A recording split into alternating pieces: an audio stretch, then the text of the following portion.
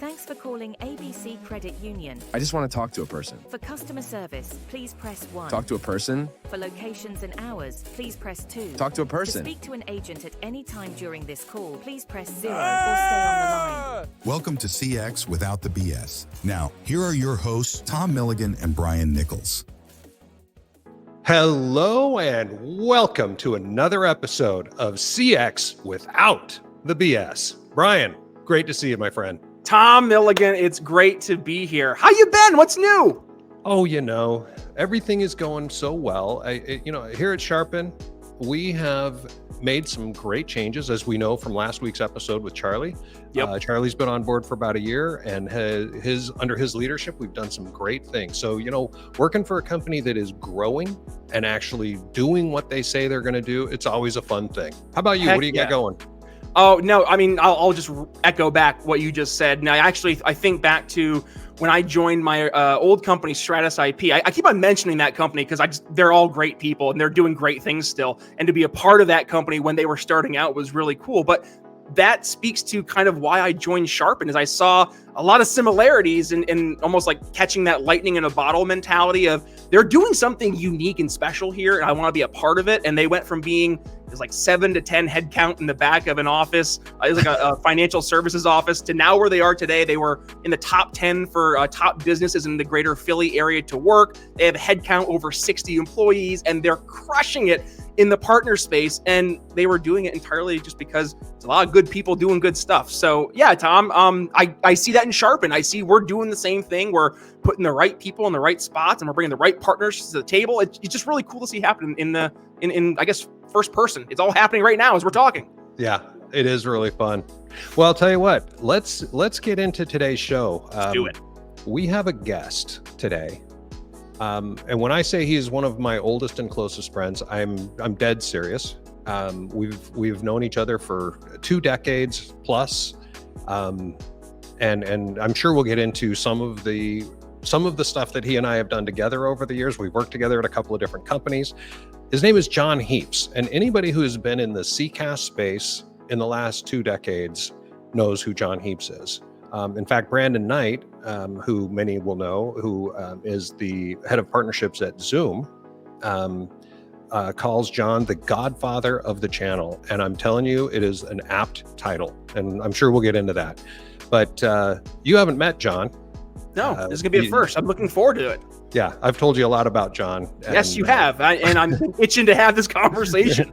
Well, let's get right to it. Let's bring Jon on. Awesome. All right, here we go. CX Without the BS with Jon Heaps.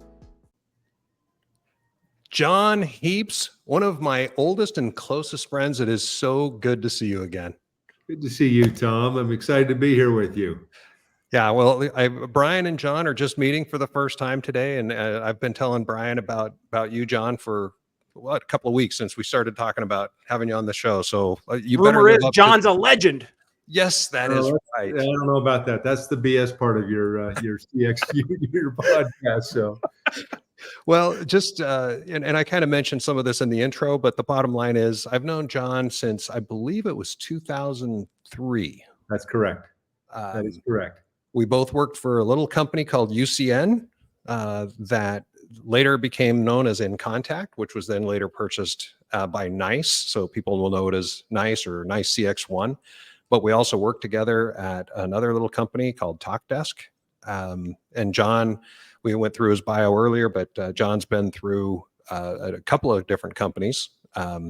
So like I said before, even though he says it's BS, Jon is a legend. And all of the partners that are out there right now kind of owe their livelihood in a large sense to Jon Heaps. So anyone who doesn't think that he's a legend, well, Jon's the only one. All right. It's been a fun ride for the last 21 years, hasn't it? Oh my gosh, it has.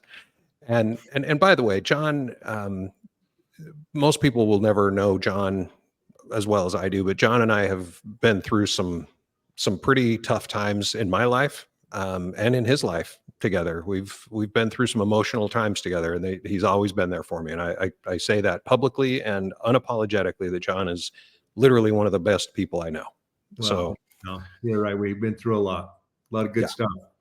A lot of Yep. muscle. Exactly. The good and the bad. Well, with that, all that emotional bullshit out of the way, Jon, let's talk about, let's go back a little bit and talk about, I would like to know, first off, how you got into the CCAS space. I mean, I remember that first day when you walked in to UCN, but tell us how you got into CCAS, and then we'll jump into the rest of this. It's a funny story. It was an interesting time. I was living in Phoenix, and and that was back in the early 2000s, as you said. It was 2003, but we had just gone through, in the telecommunications world, which I spent a lot of time in. They had all just been going through bankruptcy after, one after the other. You had WorldCom, you had Quest, and I'd been with Quest. And I'd went to another company that Quest has sold off all of their traffic to. And I went to that company, and they went through bankruptcy. And it's like, how in the world do we get out of this mess? And then I have a good friend that reached out to me, who was one of the founders of UCN, Ken Krogh, and reached out to me and says, Jon, we'd love to talk to you about some stuff that we're doing. Well, I knew Ken, and what they were doing. They were a telecom reseller. They were a small telco reseller. We were selling them traffic from where I'd been. And I said, Ken, I appreciate you reaching out, but thanks, but no thanks. I'm really not interested, because the bigger ones are all going bankrupt and have this little reseller want me to come up. And I said, no, I'm not interested. He goes, I just want you to come up and see what we're doing. We've got some new technology and everything else. And so after a little bit of talking, we went back and forth. They said, okay, I'll come up and see what you're doing. And so they booked a flight to go from Phoenix to Salt Lake. I was going to spend the day up there with UCN and see what they're doing. And when I left home that morning, I told my wife, and we're from Utah originally, and I just told my wife, I says, don't worry, we're not moving back to Utah. I'm just going up out of courtesy to meet Ken and just to, basically get him off my back, but I'll go up to him. And one of the other founders, Doug Smith, picked me up at the airport. We had a conversation coming in the office. And the first thing he does when we get to the office, I had to sign a non-disclosure. And then they proceeded to demo what UCN or In Contact became. My chin hit the desk. I thought, this is the coolest thing I've ever seen. It was a cloud-based contact center doing everything. Remember, Tom, I'm getting ahead of myself, but I flew home that night and I told my wife, I said, I think we're moving back to Utah. And it was October 2003. We moved back. And then I met Tom right off the very beginning. And this is where I was going at that other story. It was so early that we were talking about this. We had a 7-deck slide deck, 7 slides in this deck that we had to explain what a cloud was. Yes. And how two legs to every call and the whole thing. And it was but we were talking cloud before cloud was even, anybody was talking about cloud. And then Tom and I spent the next, I want to say 5-6 years banging our head against the wall. People thought we had 3 eyes, that we were trying to take this. I mean, we'd get the oh my gosh effect every time we go into a demo that this is incredible, but you're not taking my data, putting it in this cloud. And it was, I think 2007, 2008, when we hit a recession, when all of a sudden people woke up. The early adopters were there, but we woke up and it's like, oh my gosh, this thing, went from a capital expense to an operating expense, and cloud was born, and the way we took off. Yes, I remember vividly. We went to Channel Partners in Vegas. I don't remember exactly which year it was. It would have been in those first 4 or 5 years. And I remember doing a demo for some lady. I wish I could remember who it was. And she said, this is so great because I'm tired of being a rate whore. Those were her words. And she said, I would love to sell something that actually added value instead of just a race to zero. But we, at the time, we were trying to figure out how to have, we called them referral partners or sub-agents back then.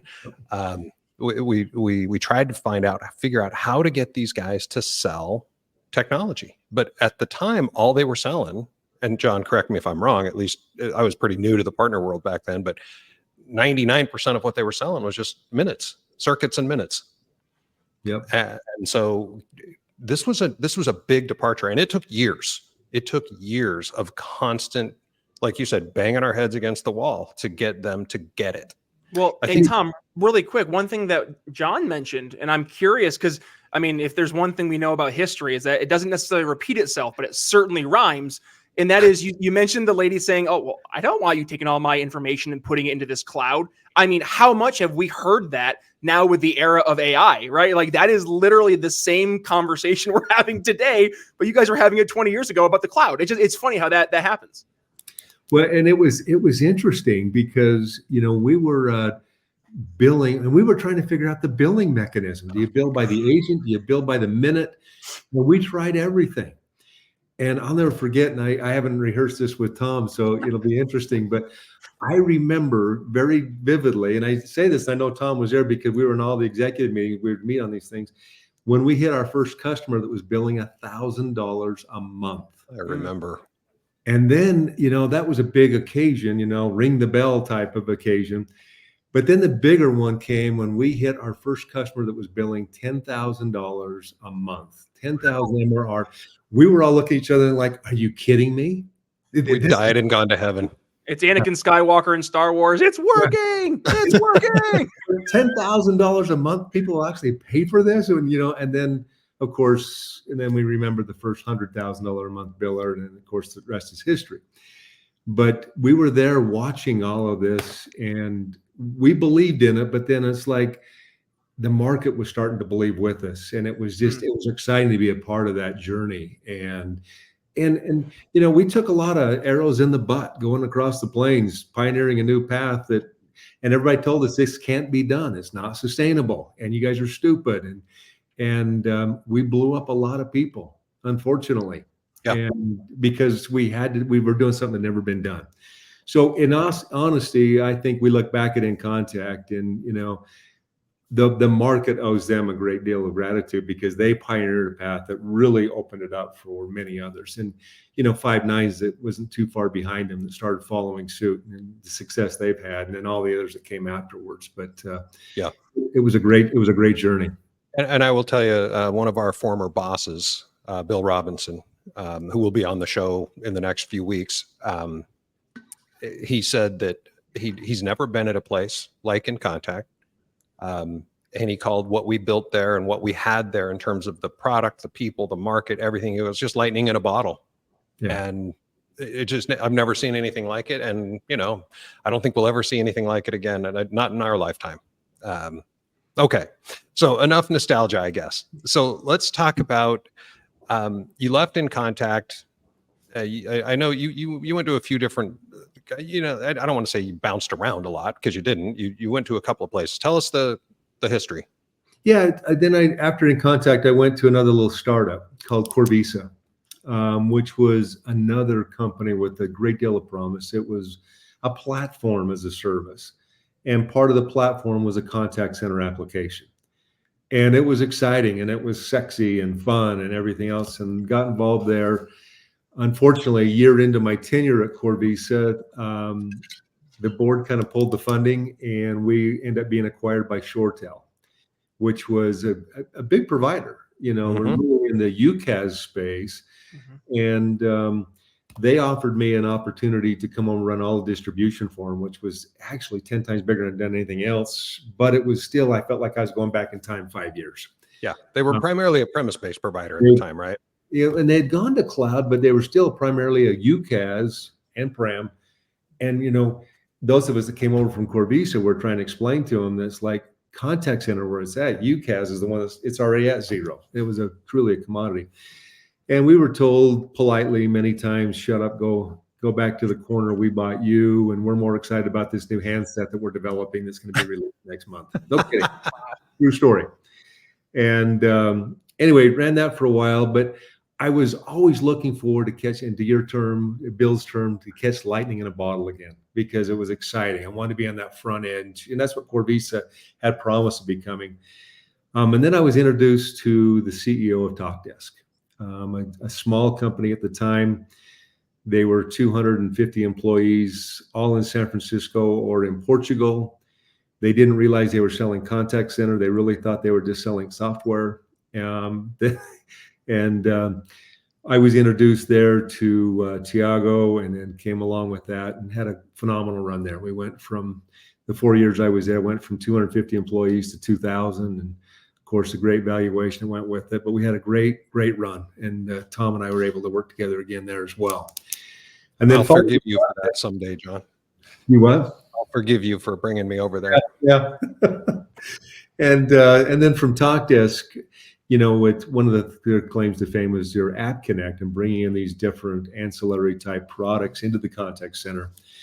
The largest one we had at the time was a company called Observe.AI, which was really like the first purpose-built AI tool that was coming out that really was making a difference. And rather than just saying, everybody's talking about AI and saying, well, it's embedded in the product, it does this. They couldn't tell you what it was doing. Right. Observe.AI was really cool and sexy and what it was doing. And we were selling in all of our large accounts. And after a couple of years of selling that, their co-founder and COO approached me and asked me if I'd come over and build a channel for them as well, which I did.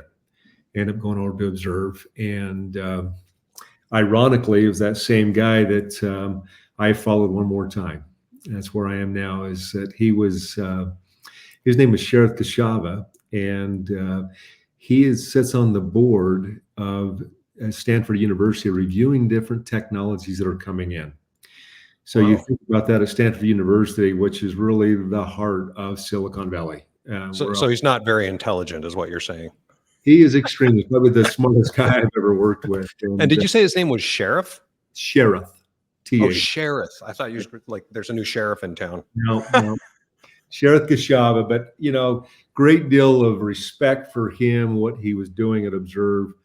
But he was reviewing this technology, and then it was 2 graduate students at Stanford that were reviewing technology on how they had the ability and had a white paper where they could go into companies that are offshoring their customer experience or customer service to Philippines and India, and they can remove the accent and make it easier to understand.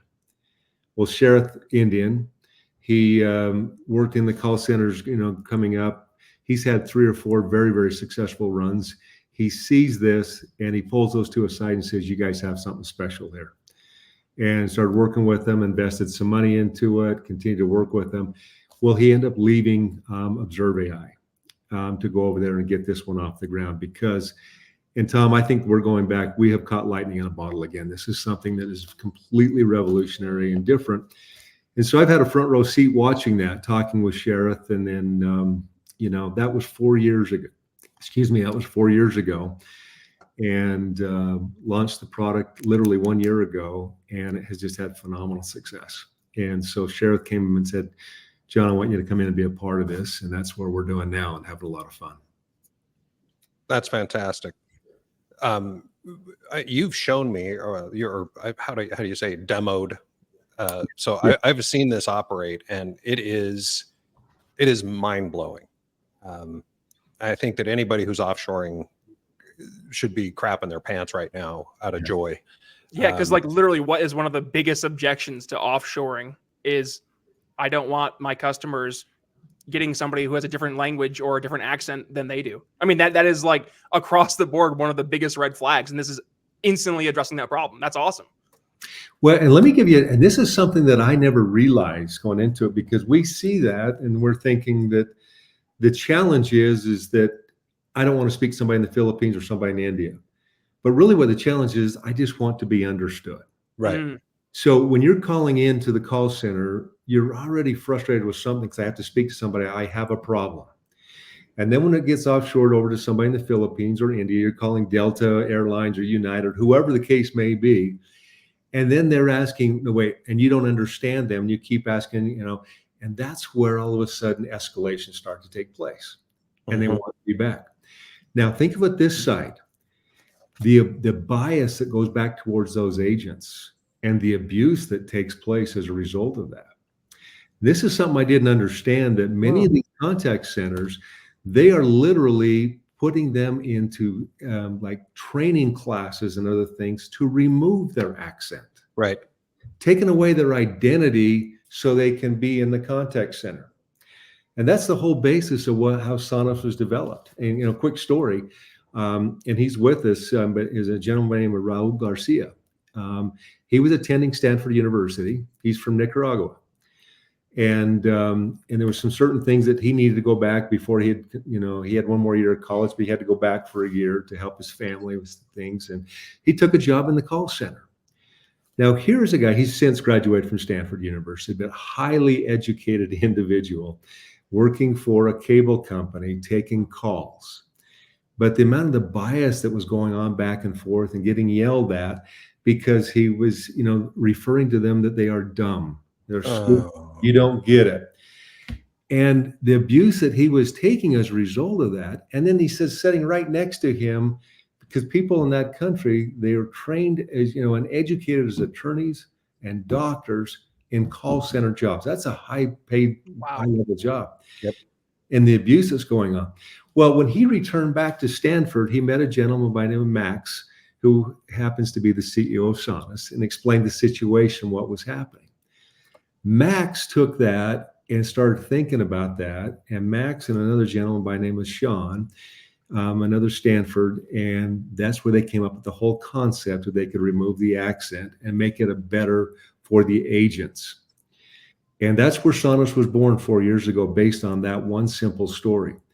Now, the results that we get, obviously, it's a better customer experience because when people call in, we're not changing their identities. You still hear their voice. It's their personality, everything else, but the accent's removed to where it's easy to understand. The agents are now loving that because they no longer have escalations. They no longer have biases towards them, or no longer have people wanting to escalate the calls. So when you talk about a win-win, they love using it. The BPOs are loving it. Here's just a little side note. India, which is one of the strongest accents. Yeah. And there's a lot of companies, and you two are both well aware of this. Companies are leaving India because the accent was so strong. And they're leaving India to go to Latin America and other places, the Philippines, other areas. Well, guess what? They're staying now. And then there's different regions within those countries. And Tom, I know you spent a lot of time in the Philippines. Yes, I did. There's in the Philippines. So Manila, the accent might be a little bit more neutralized, but you get down in some of the more rural areas, the accent's stronger. Yep. And as a result, the rate that the BPO is charging for those areas is less. Sonus comes in, we remove the accent, doesn't matter where they are. So they can see it very quickly. It's so incredible to me that, this is what technology should be for. And by the way, I had never considered it, and shame on me, but I guess you didn't either, but I didn't ever think about it from the agent standpoint. I've always thought about it from the caller standpoint. But yeah, that's an incredible story. I'd never even considered it. So I appreciate you sharing. And by the way, anybody out there, if you're listening to this and you give your customer service agent shit because they have an accent, screw you. Yes, 100%. And by the way, just imagine it, if we flip the script, right? If all of a sudden I was like, Tom, you know what? You have to learn a brand new language, and you have to make sure that you get rid of any of the semblance of your old accent, your old language when you're speaking this new language, meaning you can't be yourself. So if you can't be yourself, how can we expect them to be 100% focus on the customer when you're just always thinking about how can I make sure I'm putting the best version of myself forward? You're not thinking about the customer. Then you're thinking about all these little nuances where this just eliminates that entire thought process. You can let the agent do their thing, be successful, and not worry about the barrier that they can't control otherwise. Correct. And look at it this way. We all have accents. Yes. Regardless of where we're from, we all have an accent, and all the accents are a little bit different. But again, that's why, at Sonus, we're a speech platform, a real-time speech platform. And the whole idea is just to be better understood and understand where they're coming from. It was an enlightenment to me, and I clearly it was an enlightenment to you as well. Yeah. And that's one of the things it's a real value all the way around. And that's one of the and one thing I just wanted to call out, you mentioned how the CEO went over and heard this story firsthand and said, how can I solve this? Versus what do we see so often in the industry is people have their product, they have their service, and that's it. That's it. Take it or leave it. It's going to work for some folks. It's not going to work for others. Whereas now actually sitting down and saying, hey, maybe we don't need just another widget or another copy and paste service. let's listen to hear what the real problems are and how can we create solutions that actually address those problems. It would have been so easy to create, any different solution that would have just mitigated the accent or pushed it away as much, versus now you're actually correcting the accent. And that is just, it's solving the problem in such a different way that I think it adds more credibility. It adds more value because you're actually solving a problem versus slapping the proverbial lipstick on a pig, right? But, and that's a great point, Brian, and you look at that, we're not putting in an avatar and changing them. So in other words, it is still their personality, their voice, their tone. We're not putting in and making something that's completely different that's not them. That's the dark side of AI. We are literally just taking the way they are. And then we have, agent after agent that, with quote after quote saying, I'm able to just be myself. I'm no longer worried about how I sound or if I'm being understood, that I can focus on solving their problem. And, and along with that too, we do noise elimination. I was about to ask.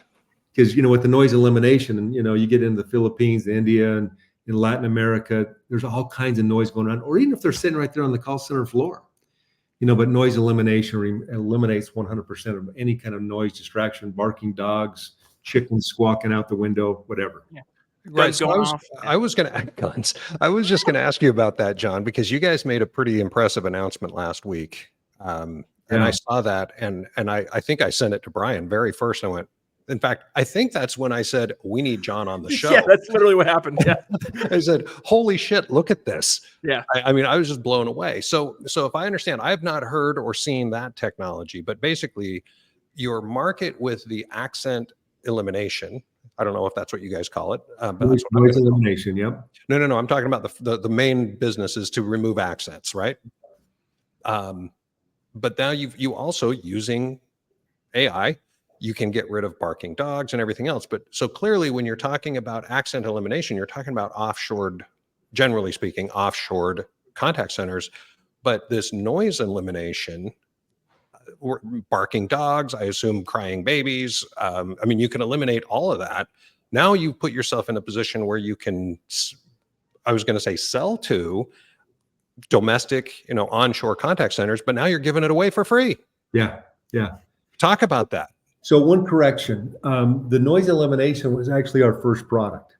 Oh, that was the first thing we did. And then we tackled the voice. So again, we're a speech platform. So all things about being better understood and all those. So noise elimination is what we took on first. Now, there's other companies that have been out there doing noise elimination for much longer. It's been out there. But doing the noise elimination, and then we put on the accent neutralization. And, we launched that, literally a year ago.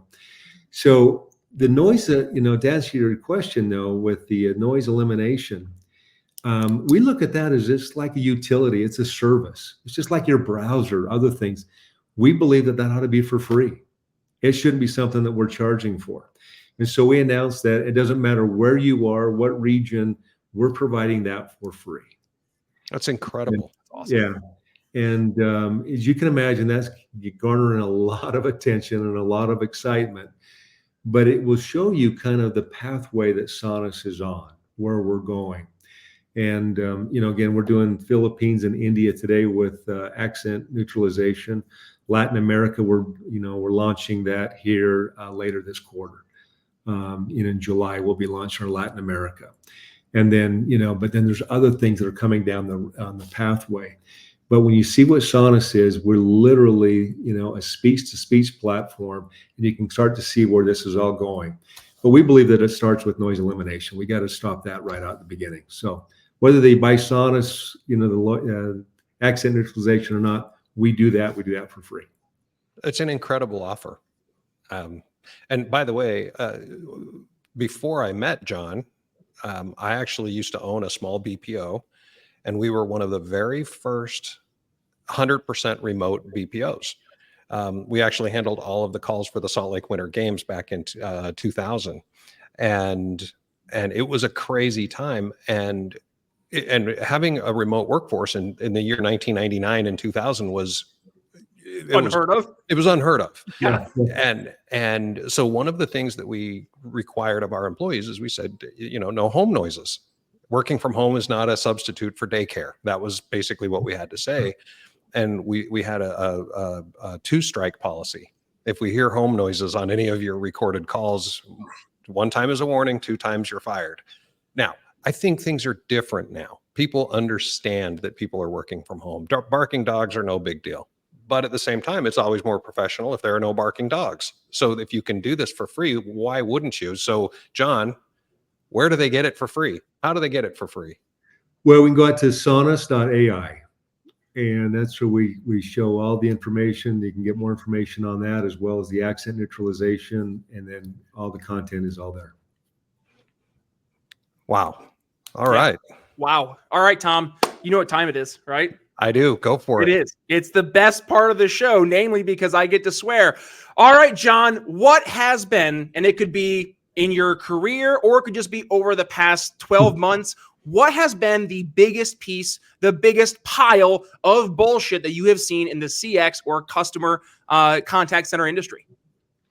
Well, that's a great question. And because there's a lot of it, right?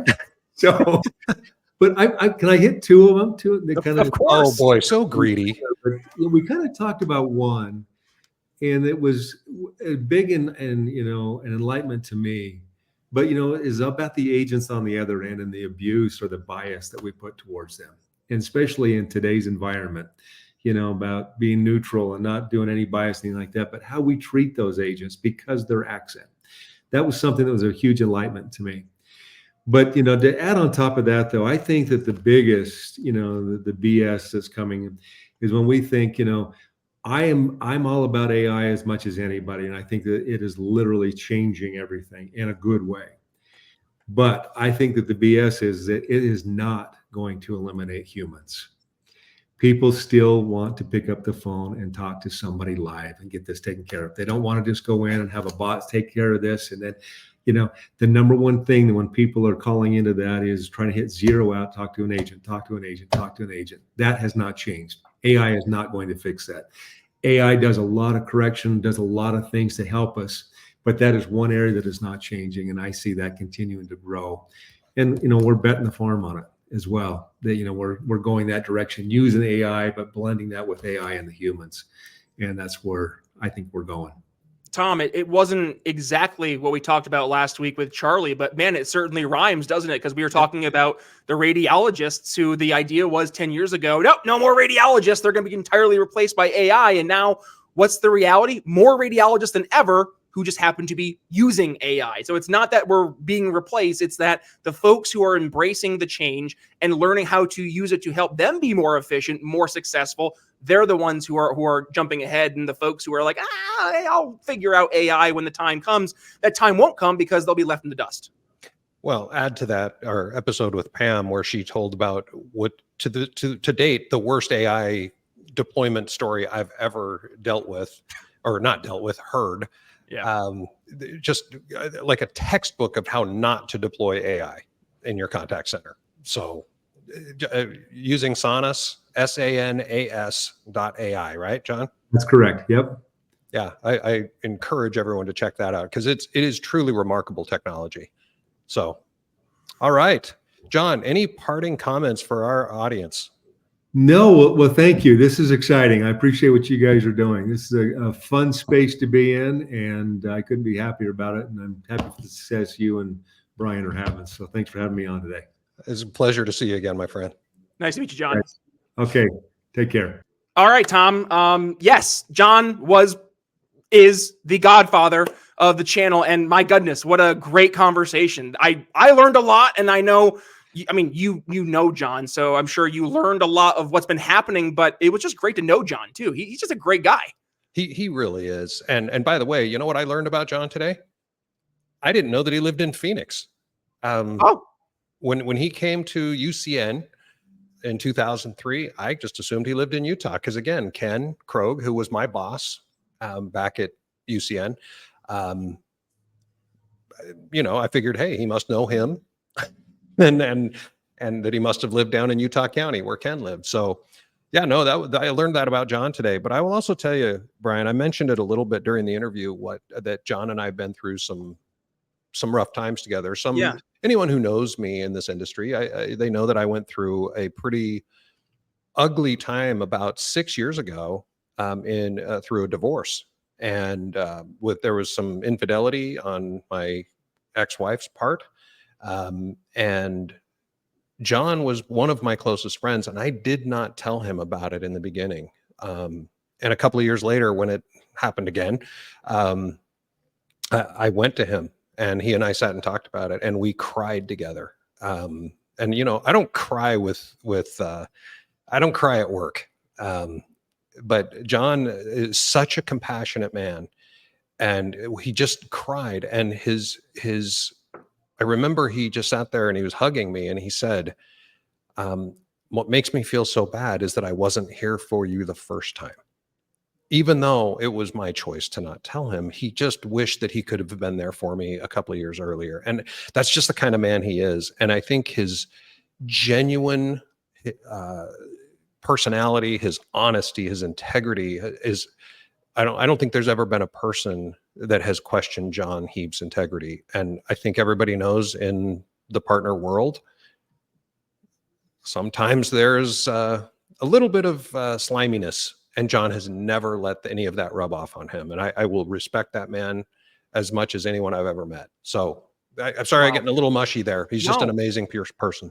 This is CX without the BS, Tom. And if that is not the most let's peek behind the curtain and talk real life, I don't know what is, because you're right. And I keep on going back to Stratus IP, my old stomping grounds, but we had a saying, good people bring out the good in people. And in an industry, in a world where, let's be real, Tom, no BS, there's not a lot of good people, right? And when you find the folks who they're good people with a good head on their shoulders and they know what the heck they're doing, I don't know. I just want to embrace them. I want to hold them tight. I don't want to let them go. And when you have folks who not only show you their value in the business space, but also in real life, when the shit hits the fan, when you need that person to put, the arm around, to give you a hug, and just to not even give you solutions, just to be there, to talk to listen.